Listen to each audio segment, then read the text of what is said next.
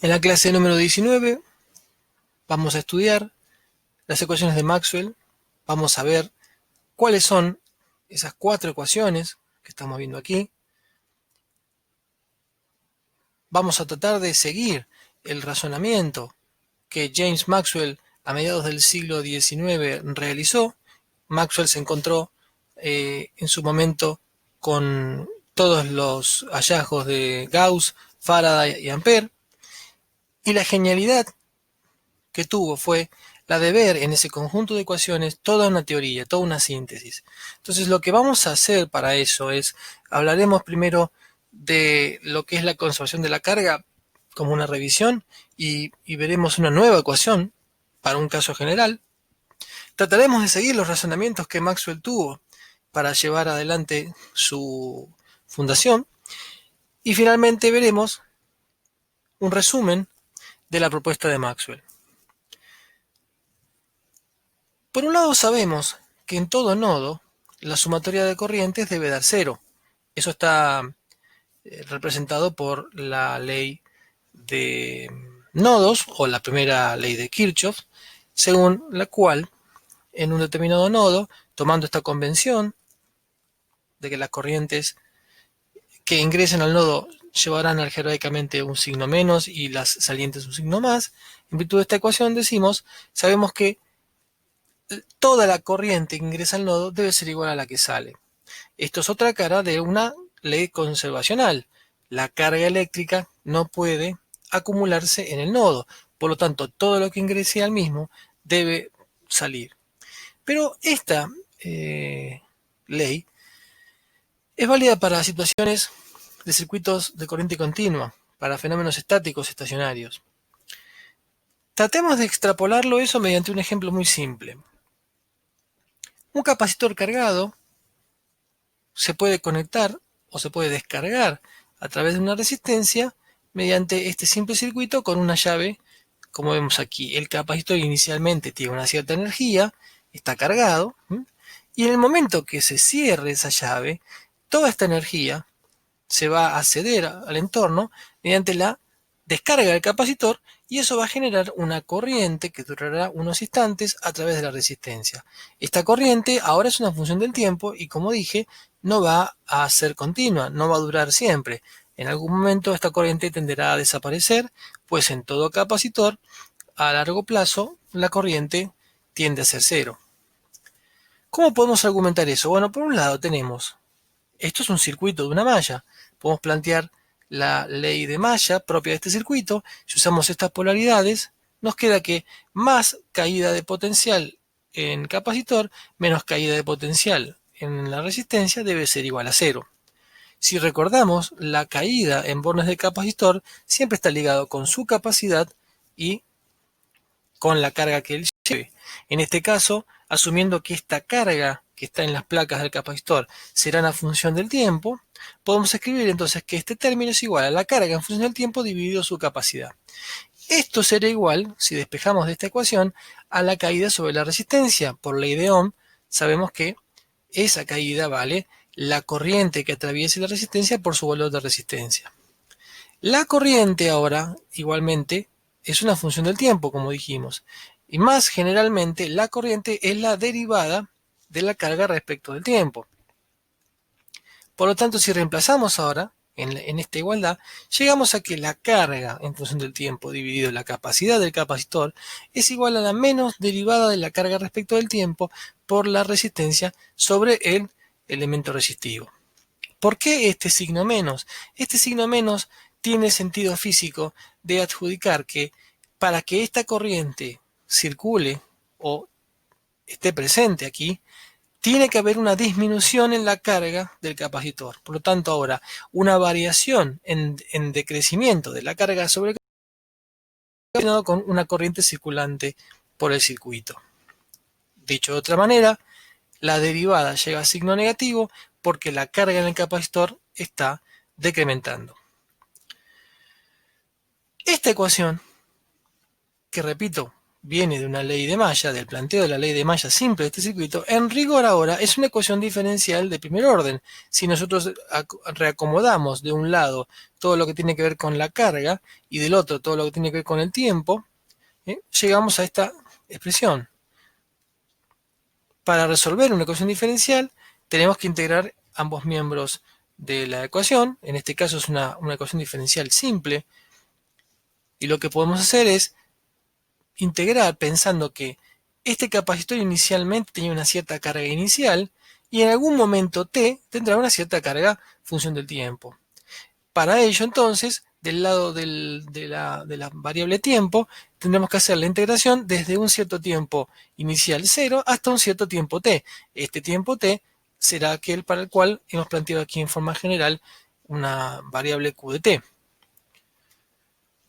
Resolviendo, llegamos a que la función que satisface esta ecuación diferencial tiene que ser una del tipo exponencial decreciente. En este caso, la carga sobre la placa del capacitor empezará siendo Q sub i y se verá atenuada en función del tiempo en forma exponencial. Y esta exponencial además está pesada por este factor R por C. Como la corriente es la derivada de la carga respecto del tiempo, y en este caso con signo negativo, por lo que ya dijimos, la corriente entonces ahora en el circuito tendrá que ser también exponencial y valdrá la carga inicial del capacitor sobre el producto R por C por una exponencial de menos T sobre RC. Entonces, acabamos de encontrar una situación en la que ahora, desde t igual a 0 hasta el tiempo que nosotros querramos, podremos saber cuánto vale la carga en el capacitor y la corriente asociada de descarga en el circuito. Una gráfica de la carga en el capacitor es como la que se muestra aquí. Es una función exponencial, parte de un valor inicial y en algún momento llegará a ser 0, como toda exponencial decreciente. Esta situación nos debe complementar lo que habíamos visto en su momento en los problemas de corriente continua. Nosotros, cuando trabajamos con circuitos de corriente continua, suponemos que ya estamos por lo menos trabajando en este tiempo en adelante, en donde ya la carga del capacitor llegó a un cierto equilibrio y donde, obviamente, si lo relacionamos con la corriente se hace 0. Esta curva de aquí abajo es la derivada de esta otra. Recuerden que la derivada de una exponencial sigue siendo otra exponencial, pero ahora escalada convenientemente. Lo que nos dice esta ecuación es que la dinámica general ahora, por ejemplo, de un circuito simple como este, tiene que ser de esta forma. Parte de un cierto valor máximo y en cierto tiempo, en este caso para la corriente, se alcanza el valor 0. Ahora, veamos el problema desde otra perspectiva. Consideremos una superficie ahora cerrada, como la que está marcada aquí. Estamos viendo la intersección de esa caja que encierra a toda la placa superior del capacitor, la placa cargada positivamente. Consideremos esta superficie, es una superficie cerrada. La normal exterior que se adopta como positiva a toda superficie cerrada siempre es aquella que sale fuera del volumen bajo consideración. Y ahora podemos ver que la carga, a medida que este circuito vaya evolucionando en el tiempo, la carga encerrada dentro de esta superficie sigma sub c va a ir disminuyendo, es lo que ya dijimos un tiempo atrás. Por otro lado, observamos que hay una corriente que tiende a salir de esa superficie y que va en el mismo sentido que la normal que nosotros adoptamos como positiva. Podemos razonar que cuando existe una derivada de la carga en el interior de esta superficie cerrada, se correlaciona con una corriente saliente según se muestra en el gráfico. Vemos entonces que si bien esta derivada aquí tiene físicamente sentido negativo porque representa un caso muy simple de ver en que la carga se está disminuyendo, su derivada tendrá que ser menor a 0, pero se correlaciona con una corriente que es saliente a esta superficie. Análogamente, si en lugar de haber hecho esa consideración sobre la placa positiva la hiciéramos sobre la placa negativa, vemos ahora que en esta placa de aquí la carga está aumentando conceptualmente. En realidad lo que está pasando es que está perdiendo electrones, pero desde el punto de vista de la carga, está aumentando su carga a medida que esta placa se está descargando. Pero eso se correlaciona también con una corriente que es ingresante a esta superficie sigma prima sub c, o sea, una corriente que va en sentido contrario a lo que nosotros definimos de este lado de la superficie como normal saliente.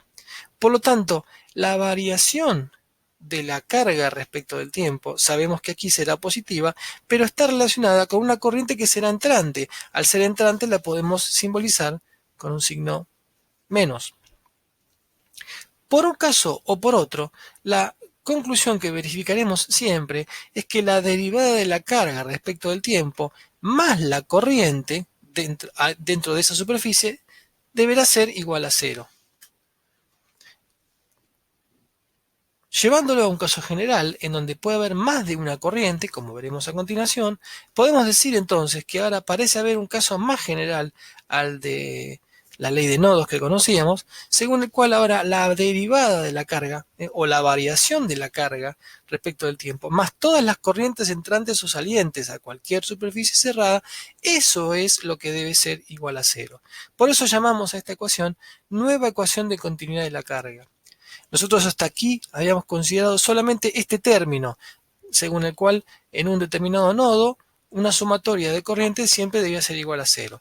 Ahora lo que podemos agregar, en lugar de ver un nodo, es ver una superficie cerrada y decir que en esa superficie cerrada la variación de la carga en su interior más la sumatoria de todas las corrientes entrantes y salientes, eso es lo que debe dar igual a cero.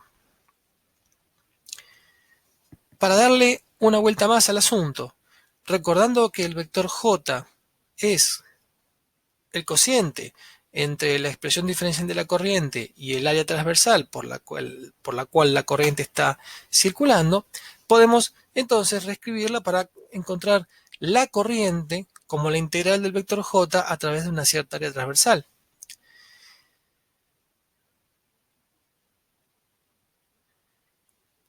Si ahora nosotros quisiéramos plantear esta ecuación, pero sobre una superficie no ya abierta, sino una superficie cerrada, la integral se torna en una integral de flujo del vector J a través de una cierta superficie.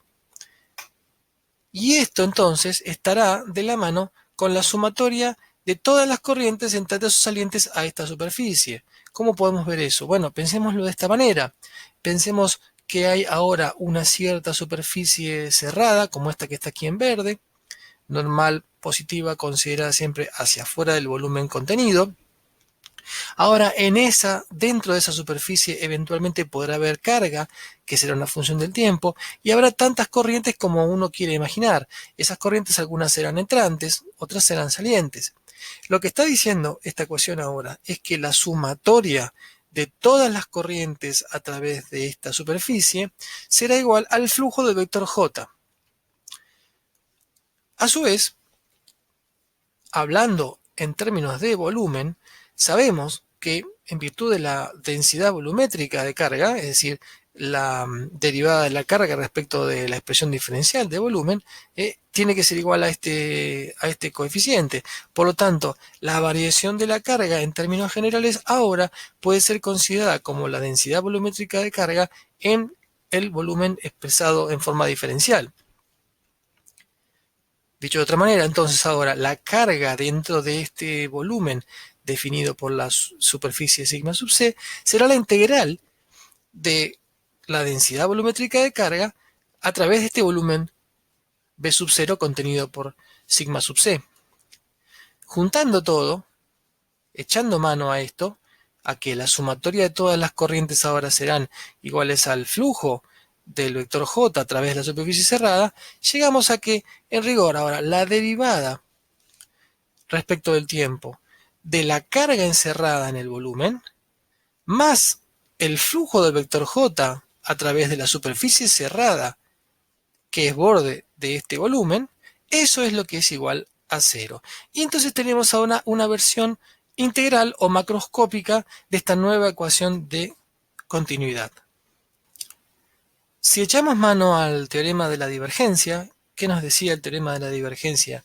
El teorema de la divergencia nos aclara que da lo mismo calcular el flujo de un vector a través de una cierta superficie cerrada que calcular la divergencia de ese vector, pero ahora dentro del volumen cuyo límite es esta superficie. Aplicándolo a este problema, entonces ahora podríamos decir que el flujo del vector J a través de una superficie cerrada es igual a la divergencia del vector J dentro del volumen B0 cuyo borde es sigma c. Pero entonces ahora, reemplazando en la ecuación macroscópica vista anteriormente, lo que tenemos es que la derivada respecto del tiempo de la carga encerrada en el volumen B sub 0 más la integral de la divergencia del vector J dentro de ese mismo volumen será igual eso a 0. Despejando de aquí, llegamos a una versión diferencial o microscópica de la nueva ecuación de continuidad, según la cual la derivada de la densidad volumétrica de carga respecto del tiempo más la divergencia del vector J es igual a 0. Lo que me gustaría en este momento aclarar es que entonces, por un lado tenemos la nueva ecuación de continuidad de la carga, según la cual ahora a la ley de nodos le agregamos la posibilidad de que ahora ese nodo sea una superficie cerrada y que en su interior pueda haber variación de carga. Esto nos lleva a la expresión macroscópica de esa ecuación y esta sería la versión microscópica. Estamos hablando en los tres casos mencionados recién de la misma y única ecuación, según la cual lo que nos debe quedar claro es que ahora en todo punto del espacio en donde hay una sumatoria de corrientes, además debemos considerar la posibilidad de que haya una variación de la carga. Entre 1861 y 1862, Maxwell publica un trabajo llamado On Physical Lines of Force, que es en rigor su obra genial en la que establece toda la teoría electromagnética y la resume en 4 ecuaciones, las que hoy llamamos ecuaciones de Maxwell. ¿Qué era el estado del electromagnetismo previo al trabajo de Maxwell? Bueno, estaban estas 4 ecuaciones que si tomamos como convención una superficie cerrada que es el límite de un cierto volumen, un camino cerrado que define un área abierta, con esa convención decía, tenemos 2 ecuaciones de flujo, una para el campo eléctrico, otra para el campo magnético, ligadas estas dos a lo que son sus fuentes o sumideros, en el caso del campo eléctrico, la carga neta encerrada sobre epsilon 0, dentro del volumen, cuyo borde es la superficie en la cual estamos calculando el flujo, y para el caso del campo magnético igual a 0 debido a la ausencia de cargas o monopolos magnéticos. Luego teníamos 2 integrales de circulación o de caminos cerrados, una para el campo eléctrico, la ley de Faraday, y otra para el campo magnético, la ley de Ampère.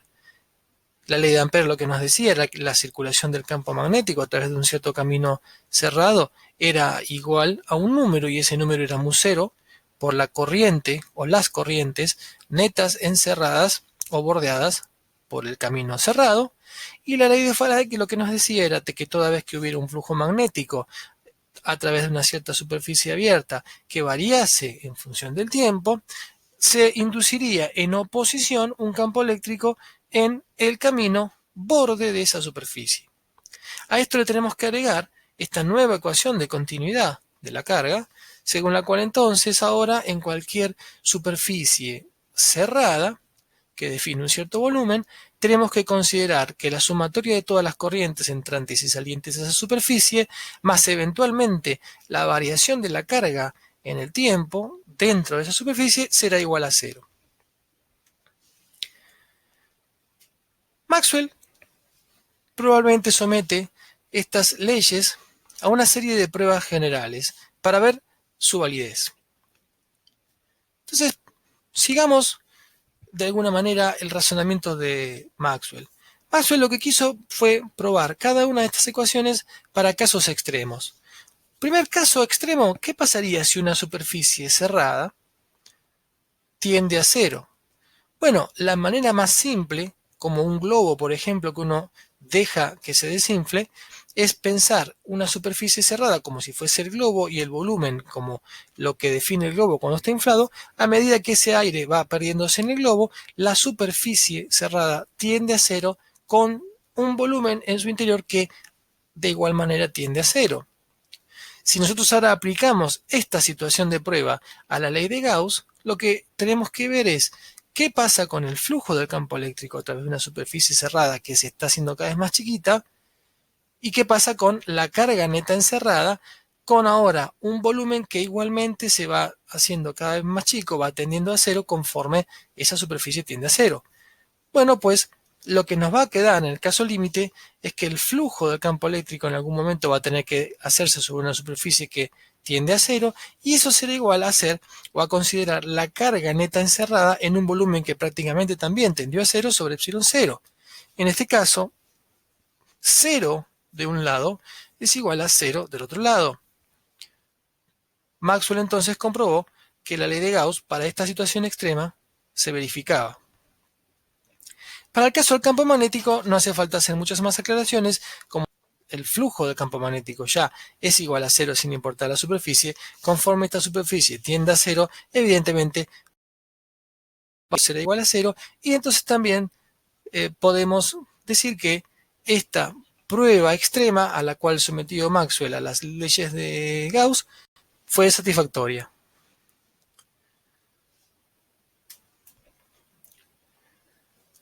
Ahora, para las dos ecuaciones de circulación, la situación extrema sería qué pasa si el área ahora tiende a cero conforme el camino que es borde de ese área también tiende a ser un punto. En este caso, ahora para la ley de Ampère, hacer la circulación del campo magnético a través de un camino que cada vez es más pequeño es igual o equivale a mu0 por la integral del vector j a través de un área que conforme su borde se hace cada vez más pequeño, también esa área se hace cada vez más pequeña. Entonces, en ese caso, en el caso límite, la circulación del campo magnético a través de ningún camino será igual a mu0 por una integral de flujo de vector j sobre una superficie que también ahora es inexistente, que convergió a un punto. En este caso, entonces, 0 es igual a 0. La ley de Ampère, entonces, satisface esta condición extrema planteada por Maxwell. Para la ley de Faraday, análogamente, ¿qué pasará con la derivada del flujo? El área sobre la que se está calculando el flujo tiende a cero con la circulación del campo eléctrico. Bueno, en efecto, si este número es cada vez más pequeño, en el límite ahora, cuando tengamos un flujo que se realiza sobre un área que no existe, esto es igual a cero y eso se da de la mano con el hecho de que será equivalente a la circulación de un campo eléctrico inducido sobre un camino que no existe, sobre un camino que es cero. Por lo tanto, cero también es igual a cero, con lo cual la ley de Faraday verifica este caso extremo planteado por Maxwell.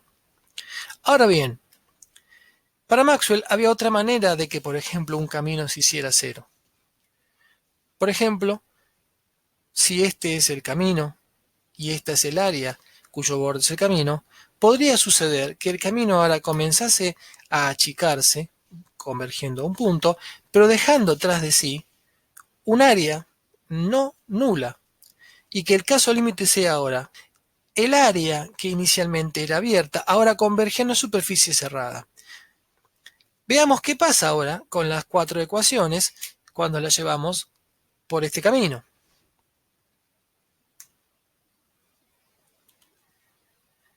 Ahora, aplicar esta otra condición a la ley de Faraday, por ejemplo, nos lleva a hacer este razonamiento.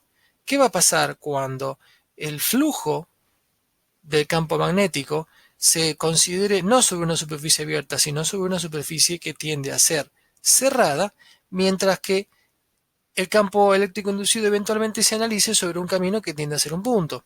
Bueno, lo que va a pasar ahora es que la ley de Faraday se transforma en esto. Ahora hay que calcular la variación del flujo magnético, pero a través de una superficie cerrada. Sabemos que esta integral da cero por la ley del magnetismo de Gauss. Por lo tanto, ahora 0 de un lado es igual a 0 del otro. Vemos que la ley de Faraday también pasa esta situación extrema planteada por Maxwell. Cuando esta prueba a la ley de Ampère, ahora hacer la circulación del campo magnético a través de un camino que tiende a ser un punto, pero considerando que ahora las corrientes que puedan estar atravesando el área pasan a ser ahora las corrientes que estén atravesando una superficie cerrada, no necesariamente nos va a llevar a cero, pues ahora, en virtud de la nueva ecuación de conservación de la carga, podría suceder que tengamos una superficie cerrada a través de la cual estén habiendo corrientes que entran y salen, y eso no sea igual a cero. Por lo tanto, Maxwell encuentra aquí, en esta situación extrema, una aparente incoherencia, en donde de un lado debería dar cero, pero del otro lado no. ¿Cuál es ese caso? El caso en el que la carga eléctrica esté variando. ¿Esto es un demérito para la ley de Ampère? No. La ley de Ampère fue concebida varios años antes para ese momento. En esa situación tecnológica, a comienzos del siglo XIX, no había posibilidades de concebir un fenómeno, o no se pensaba todavía en fenómenos donde la carga pudiera variar. Podemos decir que hacia 1860, donde ya se consideraba la posibilidad de una carga variable, surge una situación en la que la ley de Ampère no verifica perfectamente.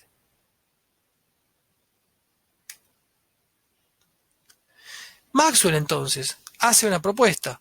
Lo que él dice es, la ley de Ampère no está equivocada, la ley de Ampère solamente está incompleta.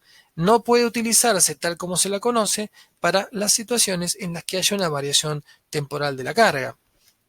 Nosotros consideramos una situación en la que una corriente es bordeada por un cierto camino que define un área abierta, pero ahora ese área abierta se transforma en una superficie cerrada.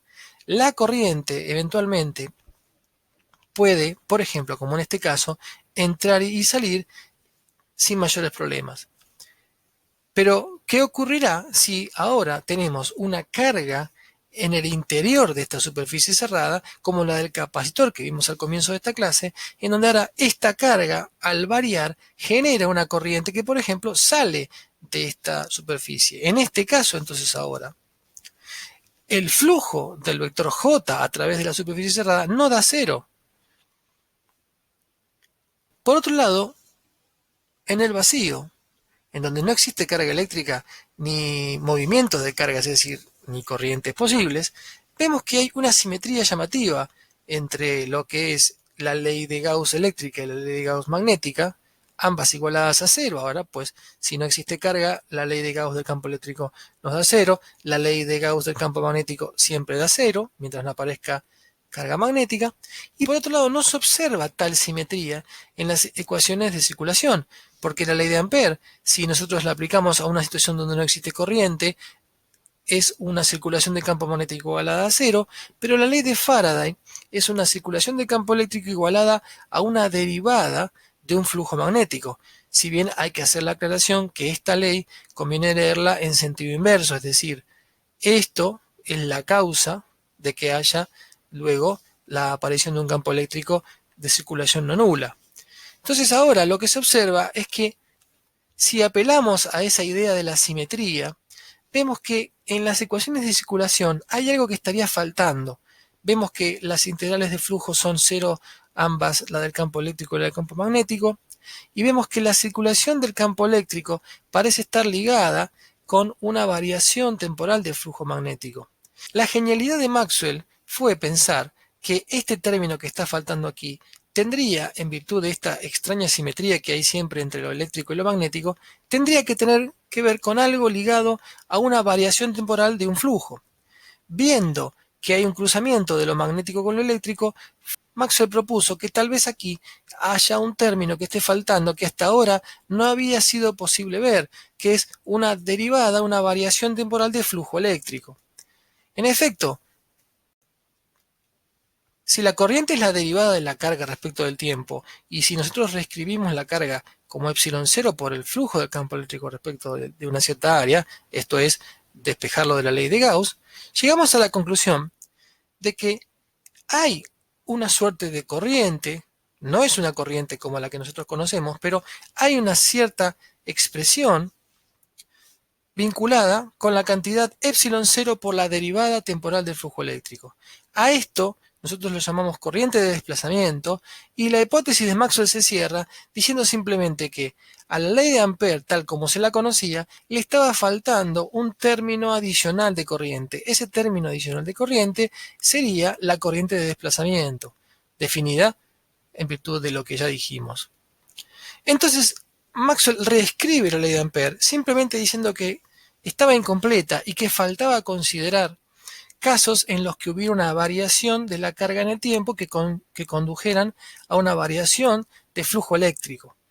La nueva ley ahora de Ampère corregida por Maxwell, ¿qué nos dice? Nos dice que la circulación del campo magnético a través de un cierto camino cerrado es igual a μ0 por todas las corrientes consideradas algebraicamente entrantes o salientes a el área cuyo borde es el camino, pero ahora también eventualmente hay un segundo término que valdrá μ0 por epsilon 0 por la derivada del flujo eléctrico en el área cuyo borde es el camino. Y esta es la ley de Ampère corregida por Maxwell.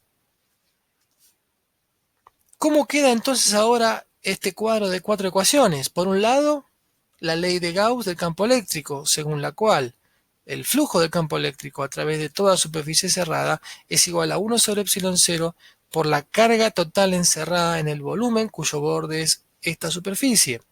A esta la vamos a llamar, o vamos a conocer como ley de Gauss-Maxwell. La ley de Gauss-Maxwell del campo magnético,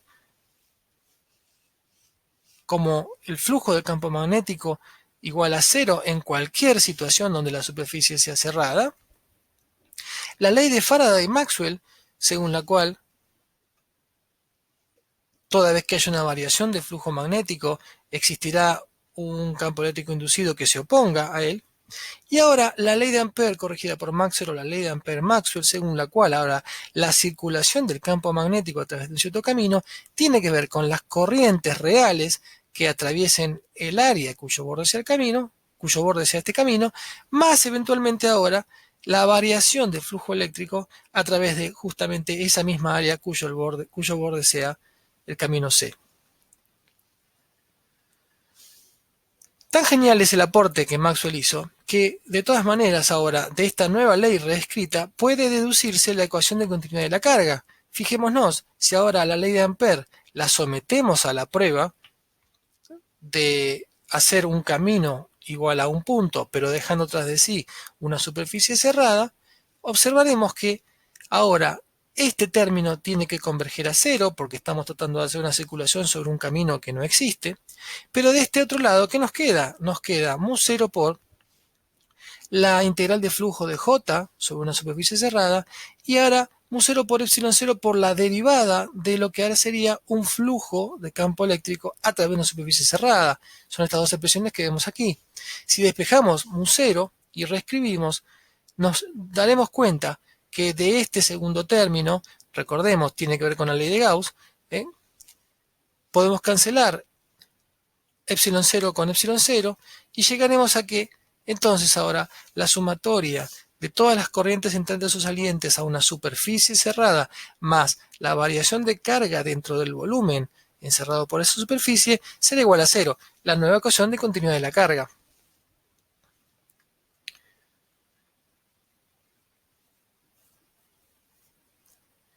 El aporte de Maxwell, de una manera muy resumida, es que Maxwell toma a las ecuaciones que se encontraban hasta ese momento, las somete a pruebas, las revisa y las reescribe y generaliza a cualquier situación posible.